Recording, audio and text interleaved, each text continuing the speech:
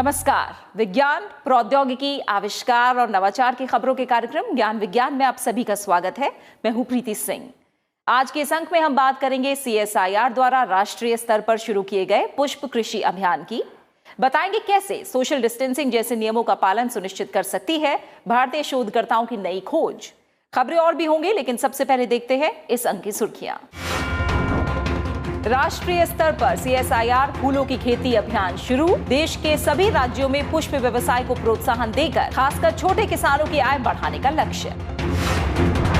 शीर्ष 5 जानलेवा रोगों में आ सकता है दीर्घकालीन किडनी रोग। विश्व किडनी दिवस पर इस गंभीर रोग के कारणों और बचाव पर एक विशेष रिपोर्ट।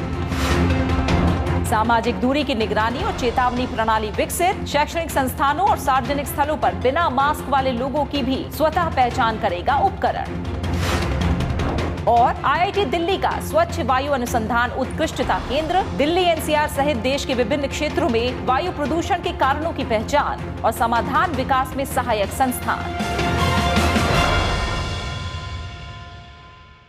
किसानों की आय बढ़ाने की दिशा में अब पुष्प कृषि को बढ़ावा देने की पहल की जा रही है। हाल ही में केंद्रीय विज्ञान एवं प्रौद्योगिकी मंत्री डॉक्टर हर्षवर्धन ने राष्ट्रीय स्तर पर CSIR फ्लोरिकल्चर मिशन लॉन्च किया।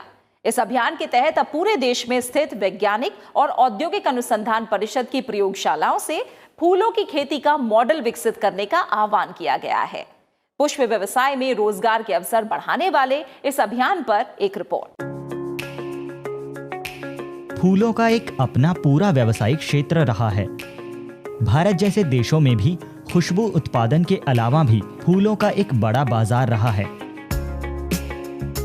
हालांकि तमाम संभावनाओं के बावजूद वैश्विक फूलों की खेती में भारत का हिस्सा कुल 0.6% है, जिसके चलते हर साल 87 अरब से ज्यादा का पुष्प उत्पाद आयात किया जाता है।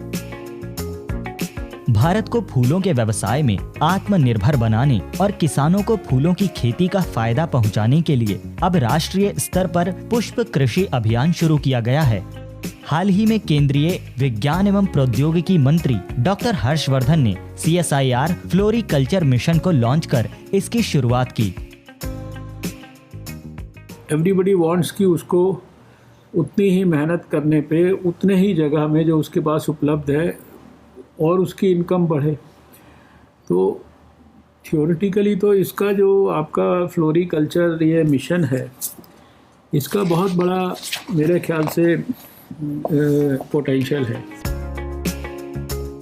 देश में वैज्ञानिक तथा औद्योगिक अनुसंधान परिषद पुष्प उत्पादन बढ़ाने की दिशा में काम करता रहा है। CSIR की हिमालय जैव संपदा प्रौद्योगिकी संस्थान जैसी प्रयोगशालाएं लगातार फूलों की नई किस्में कृषि प्रौद्योगिकियां विकसित कर रही हैं, ताकि मूल्यवान पुष्पों को भारत के विभिन्न जलवायु क्षेत्रों में उगाया जा सके।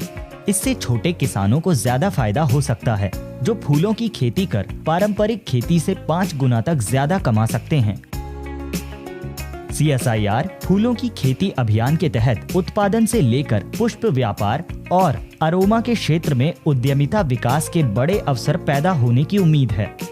भारतीय फूलों की खेती का बाजार 2018 में 15,700 करोड़ रुपए का था, जिसके 2024 तक 47,200 करोड़ रुपए तक हो जाने का अनुमान लगाया जा रहा है।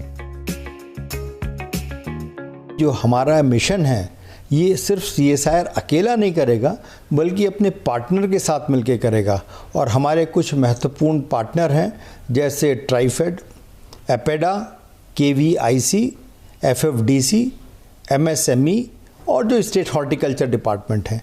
इन सब के सहयोग से हमें पूरी उम्मीद है कि फ्लोरिकल्चर मिशन किसानों के हाथ से बाज़ार तक और इंटरनेशनल मार्केट तक पहुंचेगा, और साथ ही साथ एंटरप्रेन्योरशिप डेवलपमेंट में भी एक नई दिशा हमें मिलेगी। भारतीय कृषि अनुसंधान परिषद सहित कई मंत्रालयों और विभागों के सहयोग से शुरू किए गए फ्लोरिकल्चर मिशन के तहत CSIR की सभी प्रयोगशालाओं में उपलब्ध भूमि पर फूलों की खेती का मॉडल तैयार किया जाएगा और किसानों को तकनीक उपलब्ध कराकर उन्हें प्रोत्साहित किया जाएगा। इस अवसर पर CSIR सामाजिक पोर्टल की भी शुरुआत की गई। एंड्रॉइड ऐप के साथ उपलब्ध ये पोर्टल आम लोगों को सामाजिक समस्याओं का विज्ञान और तकनीक के माध्यम से हल तलाशने में मदद करेगा। ताकि एक आत्मनिर्भर राष्ट्र के निर्माण को बल मिल सके।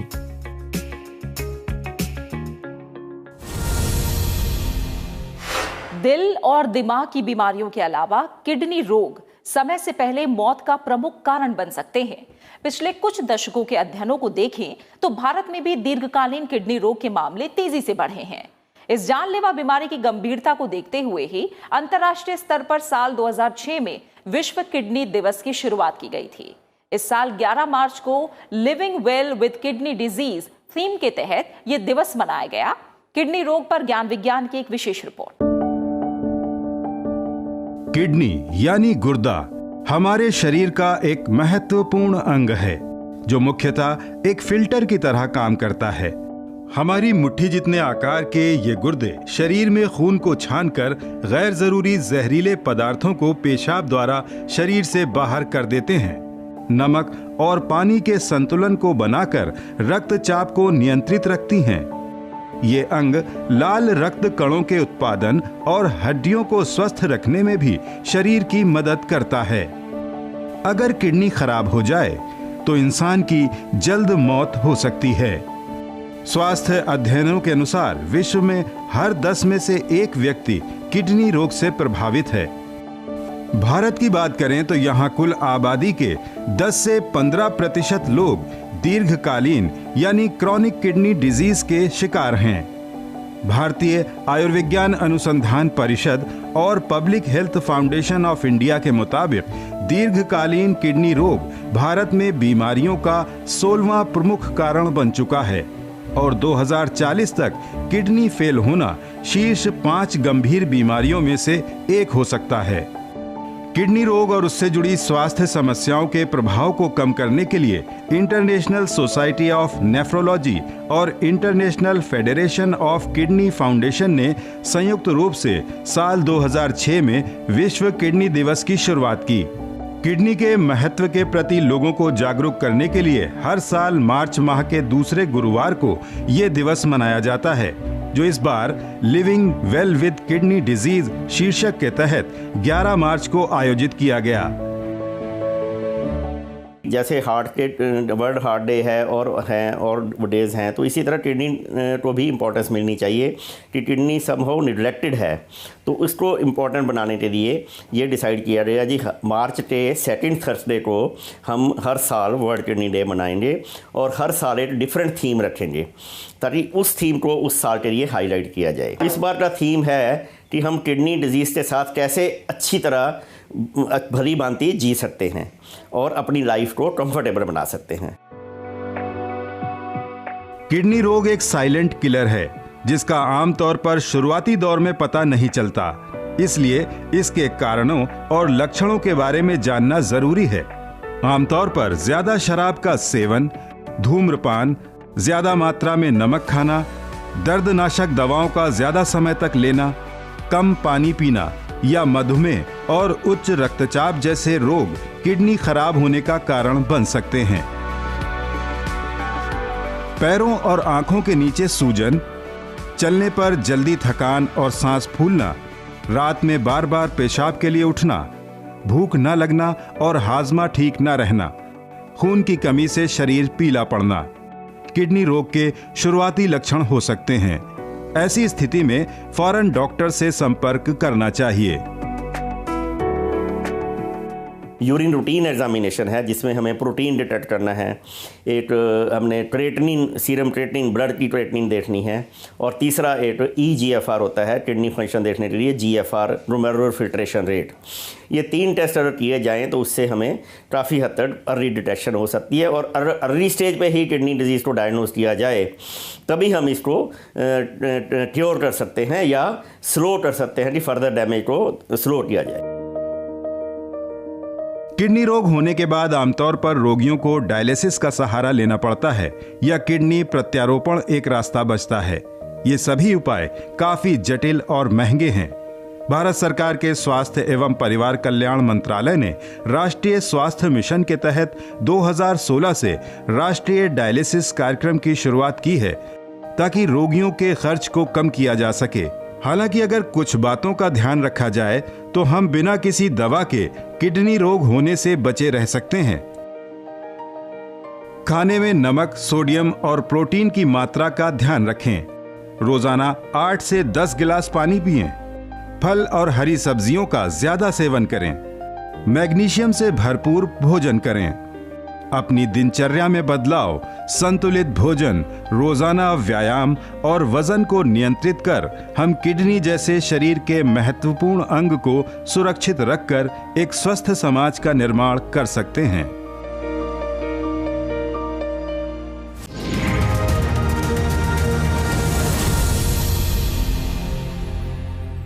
कोरोना के खिलाफ लगातार समाधान विकसित कर रहे भारतीय शोधकर्ताओं ने अब सोशल डिस्टेंसिंग को लेकर एक निगरानी प्रणाली भी विकसित की है।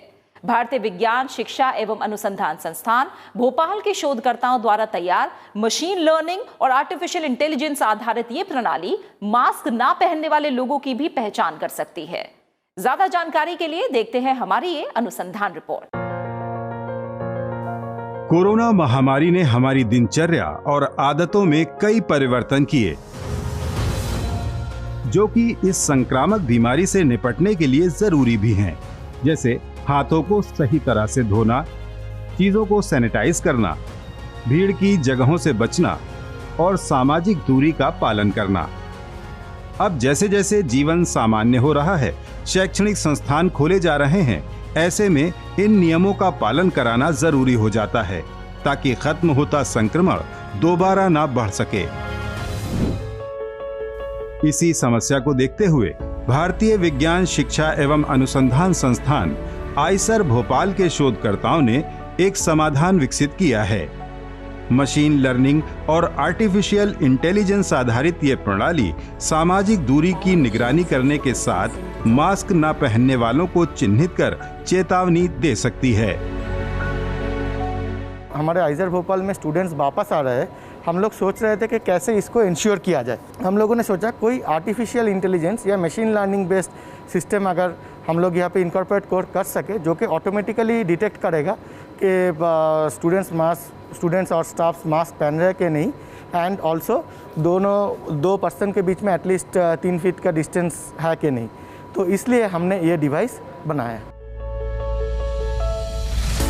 आईसर भोपाल के electrical engineering and computer science विभाग और केमिकल इंजीनियरिंग विभाग के वैज्ञानिकों की टीम ने संयुक्त रूप से ये प्रणाली तैयार की है, जिसमें मशीन लर्निंग और आर्टिफिशियल इंटेलिजेंस के साथ high definition camera, microchip computer और स्पीकर का उपयोग किया गया है।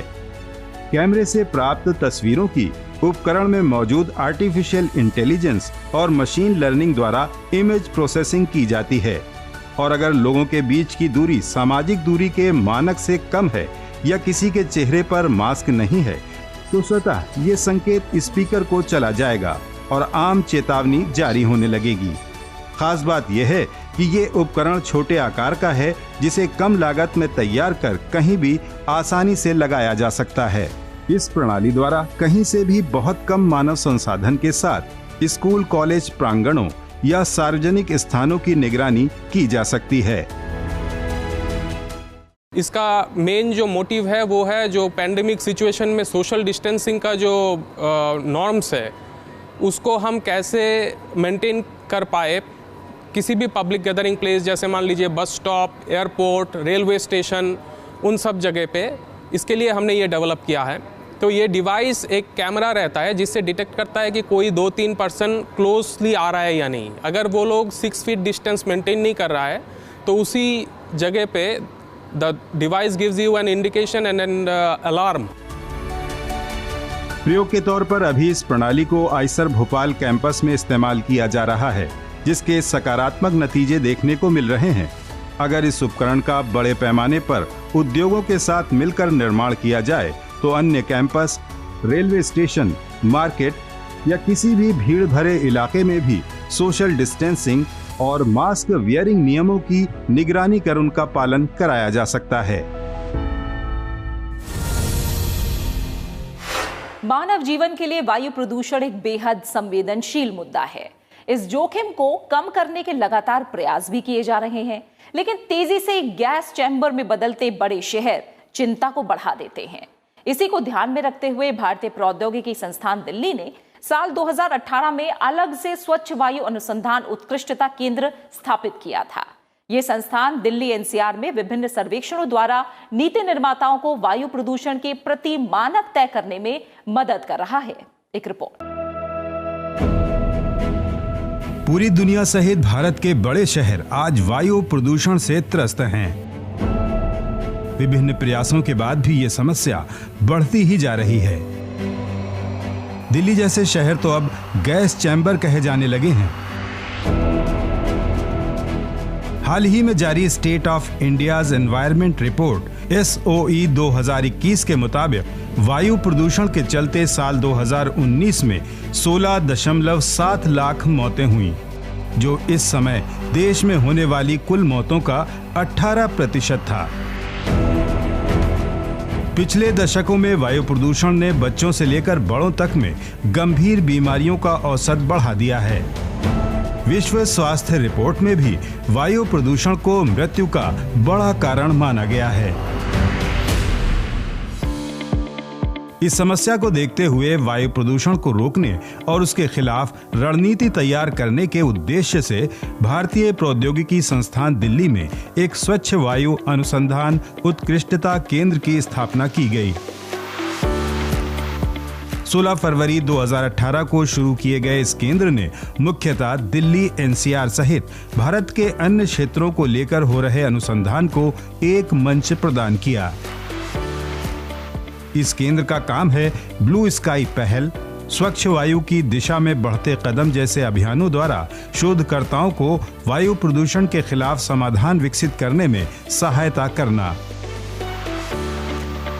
पिछले 2 साल में सेंटर ने बहुत सारे प्रोजेक्ट्स एयर पोल्यूशन से रिलेटेड किए हैं, जैसे कि हमारे आसपास में बहुत सारे पावर प्लांट्स हैं, उनमें से बहुत सारा एमिशंस निकलता है, उन एमिशंस को हमने मेजर किया है। सिमिलरली हमने जो पंजाब में या हरियाणा में जो फार्म फायर्स होती हैं, जिसको क्रॉप बर्निंग भी बोला जाता है, स्टबल बर्निंग भी बोला जाता है, उस पे भी हमने बहुत सारे काम किए हैं, जिसमें हमने सैटेलाइट को यूज़ करके हमने जो गांव हैं 500 से ज़्यादा गांवों को आइडेंटिफाई किया जहां से सबसे ज़्यादा फार्म फायर्स हो रही थी।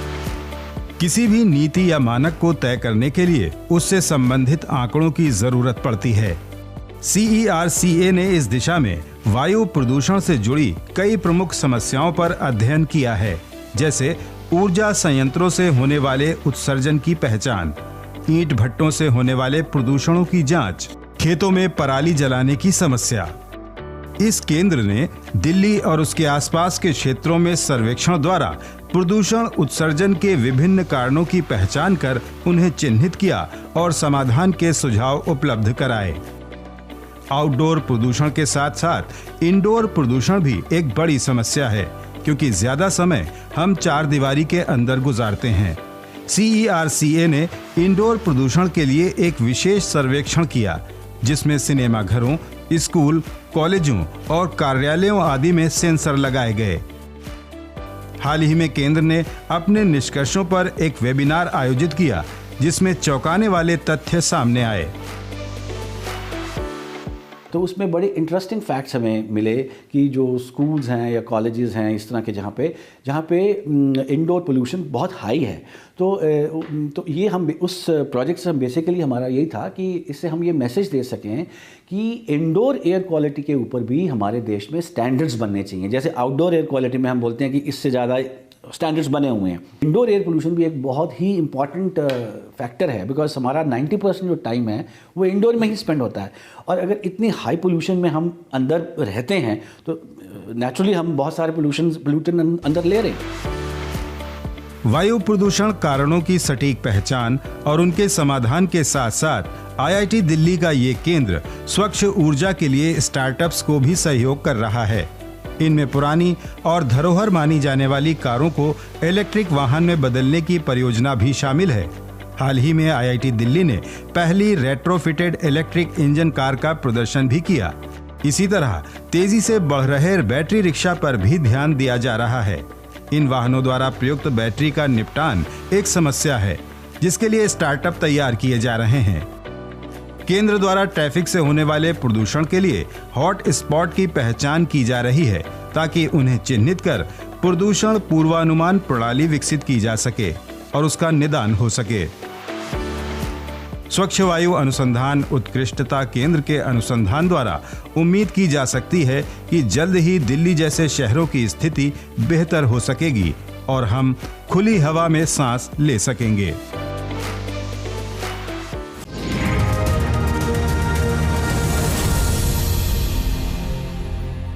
और अब वक्त हो गया है हमारे खास सेगमेंट साइंस एक्सप्रेस का, जिसमें हम आपको देते हैं विज्ञान के क्षेत्र में होने वाली देश और दुनिया की कुछ और ताजा गतिविधियों की जानकारी। भारत बायोटेक की कोवैक्सीन अपनी तरह की बाकी कोरोना वैक्सीन से बेहतर साबित हो सकती है। अंतर्राष्ट्रीय चिकित्सीय शोध पत्रिका दी लैंसेट ने हाल ही में कोवैक्सीन परीक्षण के दूसरे चरण के नतीजे प्रकाशित किए हैं।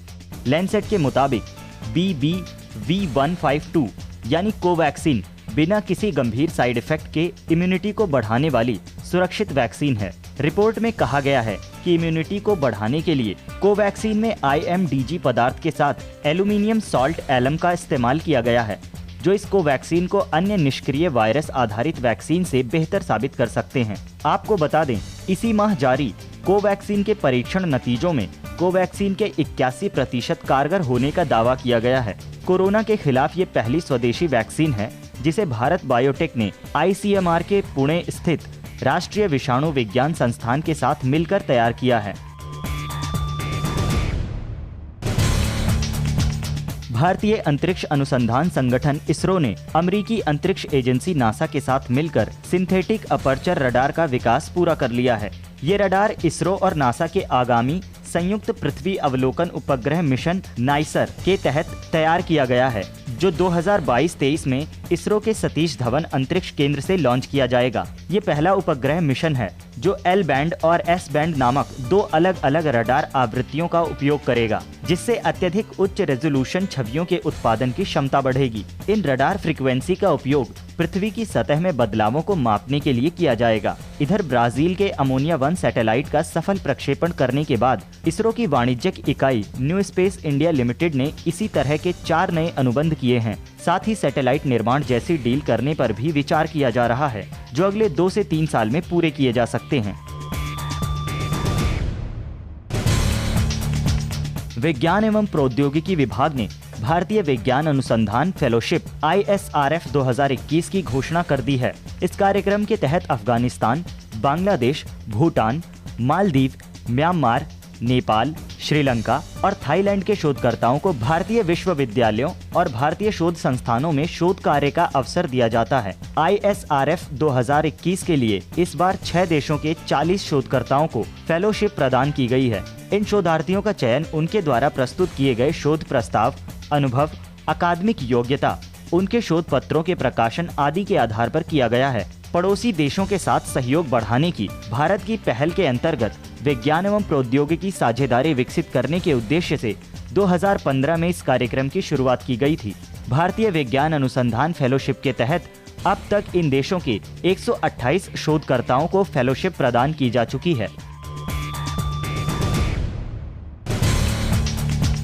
पिछले दिनों भारत अंतर्राष्ट्रीय विज्ञान महोत्सव 2020 के प्रयासों और नतीजों पर एक संकलन पुस्तिका का विमोचन किया गया। कोरोना महामारी के चलते IISF का आयोजन चुनौती भरा था। वैज्ञानिक तथा औद्योगिक अनुसंधान परिषद द्वारा समन्वित IISF 2020 को वर्चुअल माध्यम से आयोजित किया गया, जिसके चलते इस विज्ञान महोत्सव की वैश्विक पहुंच इस बार और बढ़ गई। इस मौके पर विज्ञान एवं प्रौद्योगिकी विभाग, CSIR और विज्ञान भारती के संबंधित पदाधिकारी शामिल रहे। संकलन IISF 2020 पुस्तिका द्वारा जहां विज्ञान महोत्सव से आ रहे सकारात्मक बदलाव के परिणामों को जनमानस के सामने रखा गया, वहीं इस मौके पर CSIR कंपेंडियम ऑफ टेक्नोलॉजीज 2021 का भी विमोचन किया गया, जो कोविड महामारी के दौरान भारतीय वैज्ञानिक संस्थानों की उपलब्धियों को दर्शाता है। इसी के साथ ज्ञान विज्ञान में आज इतना ही। ये कार्यक्रम आपको कैसा लगा? अपने फीडबैक और सुझाव देने के लिए आप हमें ईमेल कर सकते हैं। हमारा ईमेल है news@vigyanprasar.gov.in। आप अपनी राय हमें डाक द्वारा भी भेज सकते हैं। हमारा पता है विज्ञान प्रसार, 5वां तल, पृथ्वी भवन, लोधी रोड, नई दिल्ली 110003। विज्ञान और प्रौद्योगिकी से जुड़ी ताजा जानकारियों के साथ अगले हफ्ते इसी वक्त इसी चैनल पर फिर हाजिर होंगे। तो बने रहिए हमारे साथ वैज्ञानिक सोच के साथ। नमस्कार।